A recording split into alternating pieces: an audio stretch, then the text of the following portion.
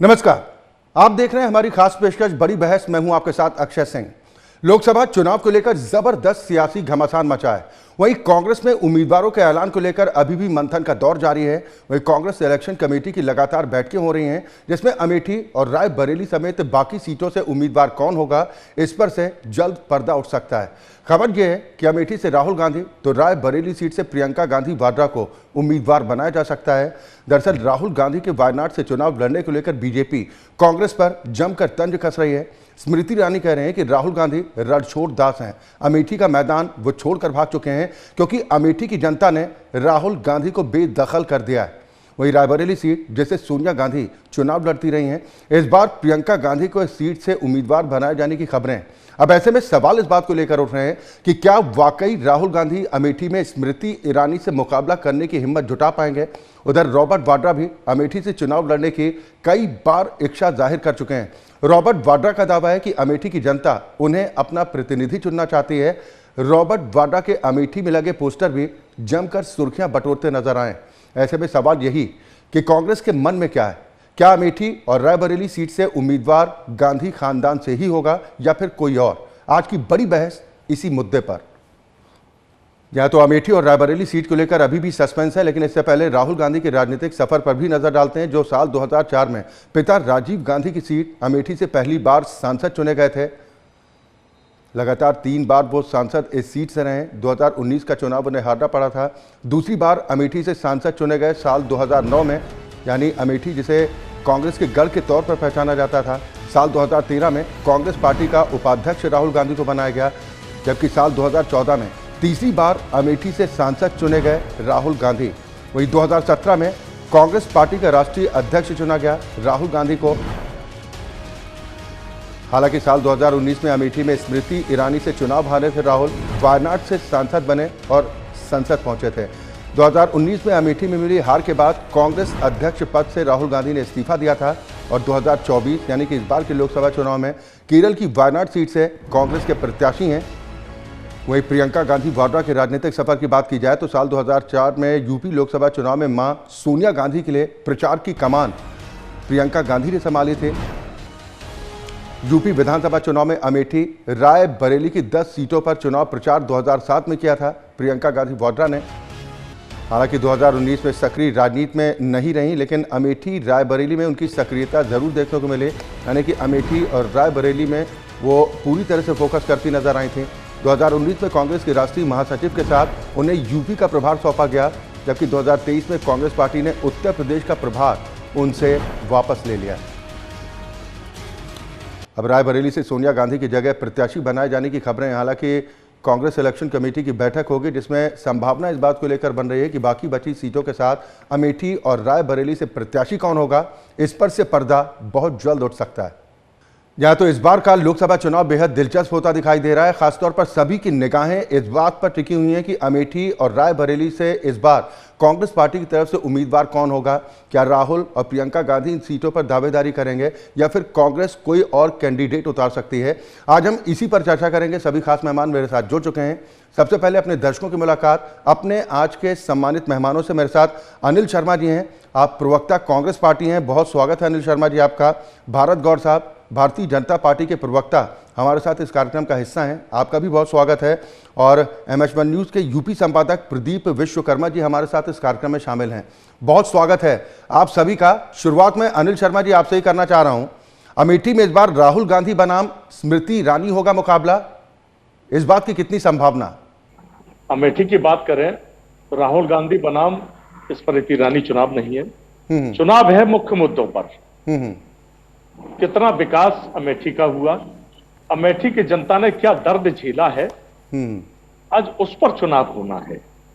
अमेठी की जनता क्या चाहती है, उसकी मुख्य रिक्वायरमेंट क्या है, उस पर चुनाव है।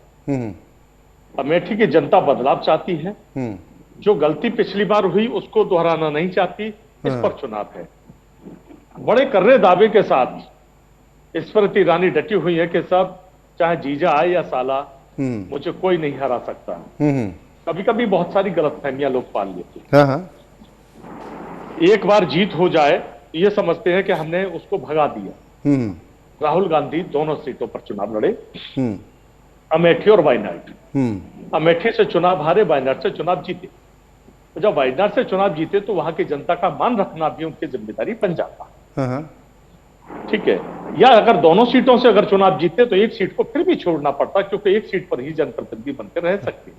सस्पेंस है यानी अभी भी शर्मा जी, अभी सस्पेंस है राहुल गांधी के अमेठी से चुनावी मैदान में उतरने में? देखिए, ये फैसला पार्टी हाईकमान के ऊपर निर्भर करता है। एक कार्यकर्ता के मन की बात भी तो होती है। आप क्या चाहते हैं कि उतरना चाहिए? देखिए, हम तो कांग्रेस पार्टी का प्रत्येक कार्यकर्ता, अमेठी की जनता राहुल गांधी को चाहती है, और यही वजह है कि राहुल गांधी के नाम का डंका बज रहा है। और स्मृति ईरानी और उनकी पार्टी के लोगों में घबराहट है कि अंतिम समय तक ये प्रत्याशी किसको घोषित करे, कहीं राहुल गांधी को ना उतारने, क्योंकि ये बार बार ये दावा। स्मृति ईरानी तो कह रही कि रणछोड़ दास हैं राहुल गांधी, मैदान छोड़कर भाग गए और अमेठी की जनता ने बेदखल कर दिया। अमेठी की जनता ने अगर बेदखल किया होता तो राहुल गांधी को जितने वोट मिले, उस जनता का प्यार राहुल गांधी को जो मिला वो कम नहीं है। दूसरी, रणछोड़ की अगर बात करें तो भगवान श्री कृष्ण को भी रणछोड़ की उपाधि मिली थी, राहुल गांधी को। चलिए, कम से कम ये अभी तक ये गनीमत थी, लेकिन अब प्रभु श्री राम से भी तुलना करने लगे हैं। चलिए, ये तो समय की बात कही जा सकती है अनिल शर्मा जी, जो आप तुलना कर रहे हैं। लेकिन मैं भारत गौर साहब आपके पास आऊंगा। कांग्रेस कह रही है कि अमेठी और रायबरेली को लेकर बीजेपी को इतनी चिंता किस बात को लेकर है, और रही बात वायनाड की, तो राहुल गांधी खुद नहीं गए, पब्लिक की डिमांड पर वायनाड पहुंचे हैं। जी देखिए, अमेठी को छला है, वायनाड की बारी है। अब किसी और सुरक्षित सीट से लड़ने की इनकी तैयारी है। और अभी मेरे मित्र ने बोला कि अमेठी में क्या हुआ, तो अमेठी की कुछ मैं बता देता हूं आपको चीजें। माननीय मुख्यमंत्री आदित्य योगीनाथ जी ने 600 करोड़ रुपए से ज्यादा की परियोजनाएं, विकास परियोजनाओं का वहां शिलान्यास किया। वो युद्ध स्तर पर काम चालू है। AK-203 राइफल की फैक्ट्री वहां लगी, वो मोदी सरकार द्वारा विशेष प्रयास करके वहां लगाई। PM स्वनिधि योजना के तहत अमेठी में 5200 रेडी पटरी वालों को, हमारे गरीब भाइयों को लोन मिला। PM मुद्रा योजना के तहत अमेठी में लगभग 1.5 लाख लोगों को, 1.45 लाभार्थियों को 1690 करोड़ रुपए के लोन की राशि स्वीकृत हुई। और इसके अलावा भी निरंतर वहां पर, अब आपको मैं बताऊं तो प्रधानमंत्री आवास योजना के, हम बात कर रहे हैं लोकसभा चुनाव की, जिसको लेकर जबरदस्त घमासान मचा हुआ है। लेकिन अमेठी और रायबरेली सीट पे कांग्रेस का उम्मीदवार कौन होगा, इसको लेकर सस्पेंस अब तक बरकरार है। उधर CEC की बैठकें लगातार जारी हैं और उम्मीद इस बात को लेकर की जा रही है कि बहुत जल्द इस पर से पर्दा उठ सकता है। इसी पर हम चर्चा कर रहे हैं। सभी खास मेहमान मेरे साथ लगातार बने हुए हैं। ब्रेक पर जाने से पहले भारत गौर साहब, जो आप अपनी बात कर रहे थे वो बात अपनी पूरी कीजिए, और साथ ही कांग्रेस जो आरोप लगा रही है कि मनोबल तोड़ना चाहते हैं क्या कांग्रेस पार्टी का, कि स्मृति ईरानी जिस तरह से तंज बार बार कर रही हैं कि रणछोड़ दास हैं, अमेठी छोड़कर भाग गए, हिम्मत नहीं दिखा पा रहे चुनाव लड़ने की। श्रीमती स्मृति ईरानी जी, उसी कड़ी में आगे बता रहा हूं। प्रधानमंत्री आवास योजना के तहत ब्रादर ब्लॉक में 7,847 पक्के मकान दिए गए हैं। प्रधानमंत्री गरीब कल्याण योजना के तहत मुफ्त राशन के माध्यम से 23,000 से ज्यादा लोगों को डायरेक्ट वहां राशन मिलने की सुविधा, अगर स्मृति ईरानी जी उनकी चिंता कर रही हैं, और उनको मिल रहा है। स्वच्छ भारत मिशन के तहत 22,000 से ज्यादा शौचालयों का निर्माण वहां किया गया है, जिनको इज्जत घर के नाम से भी माननीय प्रधानमंत्री जी संबोधित करते हैं। आपको मैं बताऊं, अमेठी का जन जन तैयार है, कमल खिलेगा फिर एक बार। हमें ये चिंता नहीं है, ये तो कांग्रेस का अंदरूनी मामला है कि वो कहां से हो, ये दोनों सीटों से कौन लड़े। लेकिन इनकी पैतृक सीटें थी। सोनिया जी वहां बहाना बना के चली गई और राज्यसभा से चली गई। 10 जनपद छोड़ा नहीं जा रहा, उसका बिल्कुल सर, सवाल इसी बात को लेकर उठ रहे हैं कि रायबरेली और अमेठी जो कांग्रेस का गढ़ माना जाता था, वहां पर अब तक कैंडिडेट का घोषित न होना ये गलत संदेश भी मतदाताओं तक पहुंचाता है और पार्टी कार्यकर्ताओं का मनोबल भी कहीं ना कहीं कमजोर होता है। ठीक है भारत गौर साहब, मैं आऊंगा। प्रदीप विश्वकर्मा जी भी मेरे साथ जुड़े हुए हैं। स्मृति ईरानी जी की, ठीक है गौर साहब, मेरी आवाज पहुंच रही ना अब तक? सर मैं आऊंगा, दोबारा आपके पास आऊंगा। लेकिन जिस प्रदीप विश्वकर्मा जी, जिस इंटरनल सर्वे की बात कांग्रेस पार्टी की तरफ से कही जा रही है कि भाई हम तो सर्वे करा चुके हैं और लोग चाहते हैं कि अमेठी से राहुल गांधी चुनाव लड़ें, तो क्या वायनाड सीट में वोटिंग खत्म होने का इंतजार कर रहे थे? उन्हें भरोसा नहीं था कि वायनाड सीट पहले सेव कर ली जाए, उसके बाद आगे देखते हैं विकल्प, और इसीलिए अब तक ये तय नहीं हो पा रहा कि कौन लड़ेगा चुनाव अमेठी और रायबरेली से? बिल्कुल। अच्छा, देखिए आपने बहुत शानदार सवाल पूछा। एक तो ये बात थी कि वायनाड के लोगों में ये मैसेज न जाए कि राहुल गांधी 2 जगह से चुनाव लड़ रहे हैं, और अगर अमेठी जीतते हैं तो हो सकता है कहीं वायनाड छोड़ ना दे, ये मैसेज न जाए, ये बात हो सकती है। लेकिन सबसे बड़ा सवाल अक्षय ये है कि आखिर अमेठी और रायबरेली को लेकर के इतना बड़ा वो तूफान क्यों मचा हुआ है? क्यों, क्या देश की 543-44 सीटों पर में सिर्फ ये 2 सीटों पर आकर के लोगों का ध्यान केंद्रित हो गया है? अब सबसे बड़ी बात यह है कि राहुल यहाँ से चुनाव लड़ते हैं या नहीं, अमेठी से चुनाव लड़ते हैं या नहीं लड़ते हैं, ये अपने आप में बड़ा सवाल है। और सवाल लेकर के अगर चुनाव लड़ते हैं और बड़ी बात है कि चुनाव अगर जीत जाते हैं तो भी एक चीज छोड़नी पड़ेगी। सबसे बड़ा सवाल है कि अगर चुनाव हार जाते हैं तो उनके राजनीतिक कैरियर का क्या होगा, ये अपने आप में सबसे बड़ा सवाल है। और यही कारण है कि कांग्रेस पूरा समय ले रही है, अपने पूरे कील कांटे दुरुस्त कर रही है, क्योंकि भारतीय जनता पार्टी ने इस बात में कोई शक नहीं है कि तमाम उनके जो कार्यकर्ता थे, नेता थे, उनको तोड़ लिया है और अपने में मिला लिया है। लेकिन दूसरी तरफ अगर हम इसका दूसरा पहलू देखें, अगर राहुल गांधी अमेठी से और प्रियंका गांधी रायबरेली से चुनाव लड़ती है तो उत्तर प्रदेश में एक मैसेज साफ जाएगा, उनके कार्यकर्ताओं में उत्साह होगा और पूरे यूपी में एक मैसेज जाएगा कि, और यहाँ से जैसे अखिलेश यादव ने कन्नौज का पर्चा भरते समय कहा था कि अब माहौल बन गया है, अब हम आ गए हैं, सब लोग आ जाएंगे, एक माहौल बनेगा। तो ये बात, इसमें कोई शक नहीं है कि वो माहौल बनेगा जब दोनों लोग यहाँ से चुनाव लड़ेंगे और कन्नौज से अखिलेश चुनाव लड़ेंगे तो पूरा यूपी में एक माहौल बनेगा। लेकिन इसका एक त्रिकोण का एक चौथा कोण भी है। सवाल सबसे बड़ा है कि कांग्रेस लड़ रही है, भारतीय जनता पार्टी से लड़ रही है, लेकिन साथ साथ में उसको बाकी लोगों से भी लड़ना पड़ रहा है। यहाँ पर बहुजन समाज पार्टी का रोल काफी क्रिटिकल हो जाता है। बहुजन समाज पार्टी ने रायबरेली से, जो अब तक वो अमेठी और रायबरेली में वो उम्मीदवार नहीं खड़ा कर रही थी, रायबरेली से उन्होंने एक ठाकुर प्रसाद यादव को उम्मीदवार, बिल्कुल यादव कार्ड खेल दिया है। सवाल इसी बात को लेकर जो बिखराव होगा, कांग्रेस के लिए चुनौती तो आसान नहीं होने वाली। अनिल शर्मा जी, जो एक कार्यकर्ताओं और नेताओं में उत्साह की बात है कि पार्टी का बड़ा लीडर अगर मजबूत जगह से अगर ताल ठोकता है, खासतौर पर अमेठी जिसको गढ़ के तौर पर पहचान है, रायबरेली गढ़ के तौर पर कांग्रेस की पहचानी जाती रही है, या फिर 2 नाव की सवारी से इस बार राहुल गांधी डर चुके हैं क्योंकि डूबने का खतरा ज्यादा रहता है, जो विश्वकर्मा जी भी बात कर रहे हैं। जी ऐसा नहीं है अक्षय जी। अभी थोड़ी देर पहले मैं एक छोटा सा वीडियो आपको सुना देता हूं कि हमारे देश के प्रधानमंत्री क्या कहते हैं।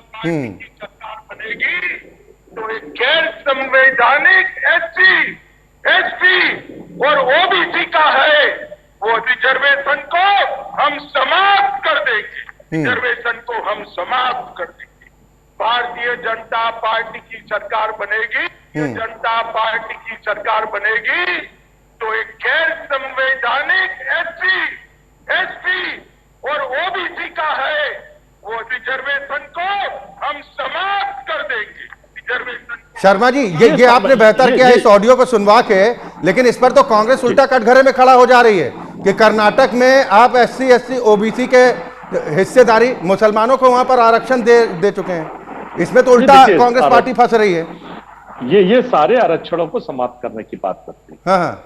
दूसरा, इसके अलावा और बात आते हैं आपको, जैसा अभी ये बहुत बड़ा कार्ड बता रहे थे बीजेपी के व्यक्ति।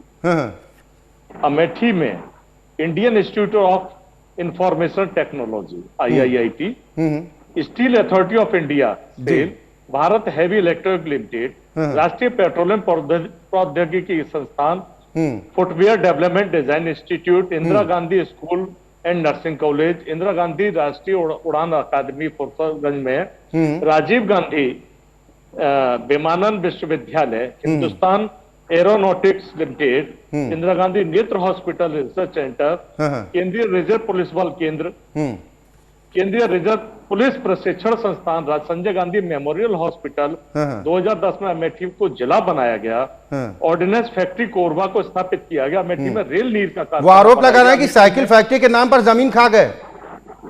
कौन? बीजेपी आरोप लगा रही है। देखिए आरोप बीजेपी और जो आप विकास के काम गिनवा रहे हैं, स्मृति ईरानी उसी पर तो तंज कस रही हैं। वो कह रहे हैं कि राहुल गांधी के 15 साल का रिपोर्ट कार्ड ले लीजिए अमेठी का और मेरे 5 साल का तुलना कर लीजिए।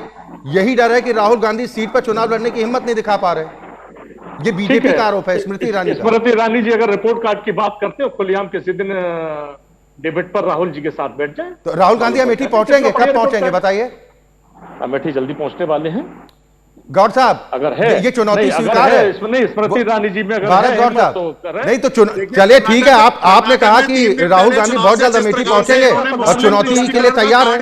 भारत गौर साहब, चुनौती स्वीकार है। 3 दिन पहले चुनाव से जैसे इन्होंने मुस्लिम तुष्टीकरण का कार्ड खेला और ओबीसी और एससी और एसटी का जो आरक्षण ऑलरेडी मिल रहा है, ये बताइए पसमानदा मुस्लिमों के नाम पर देने का काम जो इन्होंने किया है वो चलने वाला नहीं है। तीन तलाक के नाम पर आप कौन सा कार्ड खेल रहे हैं? तो आप ये सुनिए ना भाई साहब, मैं आपके बीच में अनिल शर्मा जी सुन तो लीजिए, वो आपको धैर्य से सुन रहे थे, आप भी सुन लीजिए, फिर मैं आपके पास आ जाऊंगा। का वोट नहीं चाहिए।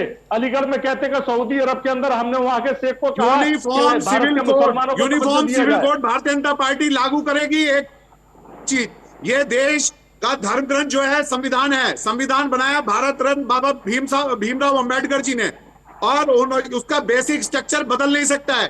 जो आरक्षण जिन लोगों को मिल रहा है, चाहे वो ओबीसी हो, चाहे एसटी हो, चाहे एसटी हो, वो सुरक्षित रहेगा। भारतीय जनता पार्टी अपनी कमिटमेंट पे खड़ी है, किसी का भी आरक्षण जाएगा नहीं। भारत गौर साहब, पहले चुनौती की बात स्वीकार कीजिए। अनिल शर्मा जी चुनौती दे रहे हैं कि राहुल गांधी बहुत जल्द अमेठी पहुंचेंगे और चुनौती है कि स्मृति ईरानी विकास के कामों पर बहस कर लें।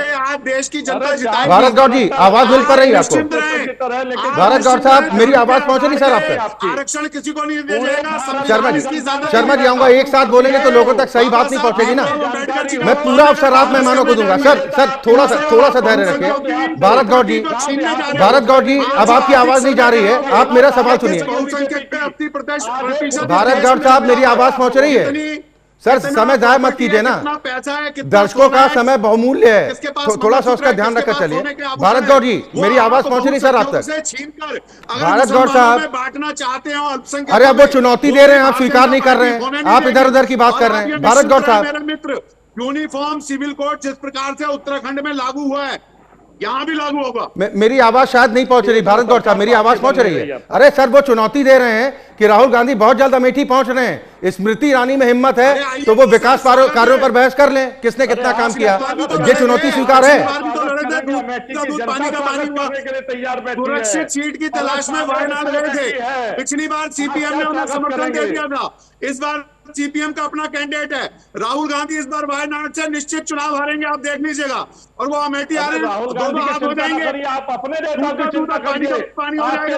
हमारी बहन श्रीमती स्मृति ईरानी जी निरंतर क्षेत्र में रही है, वो पिछली बार चुनाव हारे, उसके बाद आज तक नहीं गए, नॉमिनेशन भरने जाएंगे, देख लीजिएगा। चले ठीक है, नहीं आप एक दूसरे को इंटरप्ट कर रहे हैं ना, तो सही बात लोगों तक नहीं पहुंच पा रही है। मैं प्रदीप जी के पास वापस जाऊंगा। प्रदीप जी, आप किस तरीके से देखते हैं, क्योंकि एक संदेश की अगर बात होती है तो अगर कोई पार्टी जिसका पुराना इतिहास रहा है कि उस सीट पर उस पार्टी का कब्जा हमेशा होता रहा है, वहां से हारना और फिर उस सीट को छोड़ देना और उसके बाद दोबारा हिम्मत ना दिखाना, ये आपको नहीं लगता कि सिर्फ एक सीट का सवाल नहीं है? ये बात सिर्फ अमेठी या रायबरेली की नहीं है, ये एक व्यापक तौर पर प्रभाव करेगा। और 2 चरण के मतदान संपन्न हो चुके हैं, अब तक तय नहीं है कि अमेठी से कौन लड़ेगा, रायबरेली से उम्मीदवार कौन होगा। तो अगर ये सवाल उठाए जा रहे हैं कि क्या हार के डर से कांग्रेस पार्टी ये फैसला नहीं कर पा रही है या राहुल गांधी हिम्मत नहीं दिखा पा रहे हैं, तो सवाल तो उठेगा ना सर? बिल्कुल ठीक बात है, सवाल उठना चाहिए और उठना लाजमी भी है कि 2 सीटों पर अभी तक क्यों उम्मीदवार नहीं उतार दिए गए, और ये एक बड़ा सवाल है। लेकिन सवाल दूसरी तरफ भी है, सवाल दूसरी तरफ है कि रायबरेली से अभी तक भारतीय जनता पार्टी कोई उम्मीदवार क्यों नहीं उतार पाई है, वहां भी उसमें असमंजस है। अमेठी में स्मृति ईरानी ने झंडा गाड़ दिया, इसमें कोई तक नहीं है। पिछली बार उन्होंने राष्ट्रीय अध्यक्ष को चुनाव हरा दिया था, इस बार भी वो दम ठोक रही है। लेकिन सबसे बड़ा सवाल है कि रायबरेली में अभी तक भारतीय जनता पार्टी अपना उम्मीदवार कोई क्यों नहीं उतार पाई है। पांडे जी की बात कर रहे हैं, समाजवादी पार्टी से जो भारतीय जनता पार्टी में गए, रायबरेली से विधायक हैं सपा की तरफ से, उनको चुनाव लड़ाने की बात की जा रही है, तमाम और लोगों को बात की जा रही है, उसके बावजूद भी अभी तक उम्मीदवार वहां पर नहीं दिया जा सका। तो दरअसल ये वेट एंड वॉच की स्थिति है, क्योंकि यहाँ पर 20 मई को चुनाव होगा और इसलिए दोनों ही तरफ से इंतजार किया जा रहा है कि कौन उम्मीदवार उतारता है, उसके बाद में उसके मुकाबले उसी तरीके से। ठीक है, भारत गौर साहब इसी बात का इंतजार कर रहे हैं कि कांग्रेस पार्टी डिक्लेयर करे, उसके बाद हम उम्मीदवार कौन होगा ये तय करेंगे रायबरेली में। और बहुत समझदार है विश्लेषक साहब हमारे, आप देखिए उन्होंने बोल दिया रायबरेली से जो कैंडिडेट जैसा आएगा हम भी वैसा ही उतारेंगे। हमारी पूरी तैयारी है। हम ऐसा कैंडिडेट नहीं उतारेंगे जो 5 साल दिल्ली बैठा रहे। 50 साल में क्या किया इन्होंने रायबरेली और अमेठी में? ये क्यों हार गए वहां से? आप बताएं ना, ये अपना विकास कार्य क्यों नहीं गिनाते हैं?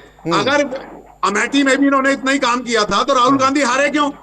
आप निश्चित रूप से चाहे रॉबर्ट वाड्रा जी लड़े, चाहे वहां प्रियंका जी लड़े, चाहे कोई और आए, जैसा कैंडिडेट होगा भारतीय जनता पार्टी उसके सामने उतना ही मजबूत जनसेवक देगी। जो जनता की अनिल सेवा शर्मा करे, साहब, 5 वर्ष इधर रॉबर्ट वाड्रा साहब भी फेरिस्त में हैं। 75 से अनिल शर्मा जी, एक फाइनल रिएक्शन लेकर प्रोग्राम का समापन मैं आपसे ही करना चाह रहा हूं कि रॉबर्ट वाड्रा साहब कह रहे हैं कि भैया अमेठी की जनता तो हमको बुला रही है, वो कहती है कि आप प्रतिनिधि हमारे बने, हम ये दिल से चाहते हैं।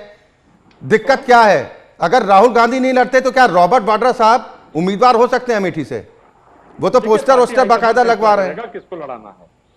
मैं तो बीजेपी से एक सवाल पूछता हूं कि रीता बहुगुणा जोशी की टिकट काट दी, कर्नल वीके सिंह जी की, जनरल वीके सिंह जी की टिकट काट दी, पीलीभीत से वरुण गांधी। अनिल शर्मा जी, जवाब नहीं है इसका मतलब ना जी, इसका मतलब जवाब नहीं है। हम अमेठी की बात कर रहे हैं तो आप कह रहे हैं गाजियाबाद की बात कर लो या कहीं और की बात कर लो। सर, कौन मुफीद ज्यादा बैठेगा? राहुल गांधी अमेठी से अगर पहुंचते हैं तो इसका ज्यादा बेनिफिट होगा या फिर रॉबर्ट वाड्रा पर भी दांव लगा सकती कांग्रेस पार्टी? देखिए, राहुल गांधी जी को जनता पुकार रही है और निश्चित ही पार्टी हाईकमान का जहां तक जो संकेत मिल रहा है, राहुल गांधी अमेठी से चुनाव लड़ने जा रहे हैं। जो सूत्र हैं वो बहुत जल्दी घोषणा भी हो जाएगी।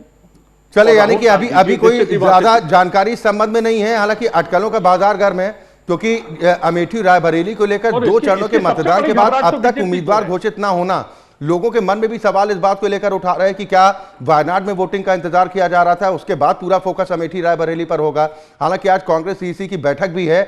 उम्मीद इस बात को लेकर की जा रही है कि रायबरेली और अमेठी सीट से जो सस्पेंस लगातार इतने दिनों से बना हुआ है वो सस्पेंस से खत्म होगा। हालांकि बीजेपी और स्मृति ईरानी लगातार चुनौती दे रही हैं कि हिम्मत है तो राहुल गांधी अमेठी आए और चुनावी मैदान में ताल ठोक कर दिखाएं। बहुत शुक्रिया आप तीनों मेहमानों का मेरे साथ इस कार्यक्रम में शामिल होने के लिए। इसी के साथ बड़ी बहस में अभी के लिए बस इतना ही, लेकिन MS1 न्यूज में खबरों का सिलसिला लगातार जारी है।